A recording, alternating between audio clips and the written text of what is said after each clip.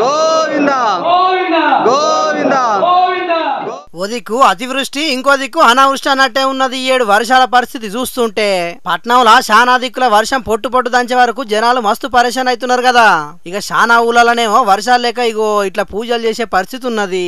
వర్షాలు రామచంద్రాన్ని రైతులు మస్తు తల్లడిల్లుతున్నారు. ఇక ఇలా జగిత్యాల జిల్లా కొడిమేల మండల కేంద్రంలో వర్షాలు పడాలని చెప్పి గ్రామ దేవతలకు జలాభిషేకం చేసిండ్రు. వానాకాలం శాలై 2 నెలలకు దగ్గరికి వస్తున్నా సరిపోను వానలు లేక రైతులు మొగులు దిక్కు ముఖం పెట్టి చూడాల్సి వస్తున్నది. అందుకే ఒక్కో ఊళ్ళో ఒక్కో తీరు పూజలు చేస్తున్నారు రైతులు.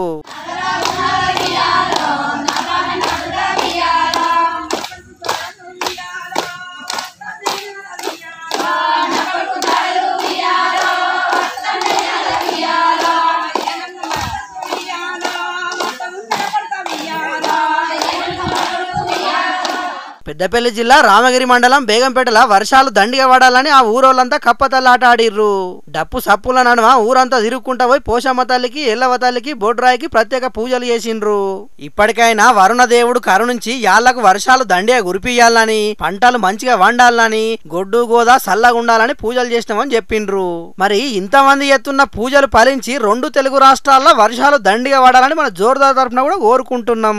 ఇది ఇట్లుంటే గిది చూడుండ్రి.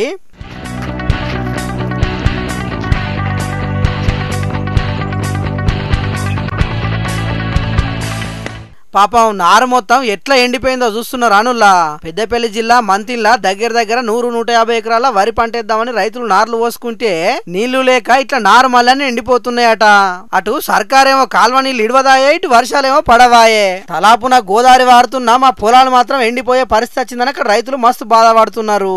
ఇప్పటికైనా అధికారులు స్పందించి SRSP నుంచి నీళ్లు విడుదల చేసి మా పంటలను కాపాడాలని రైతులు డిమాండ్ చేస్తున్నారు. చూడాలి మరి అధికారులు ఏం నిర్ణయం చేస్తారో రైతుల కోసం.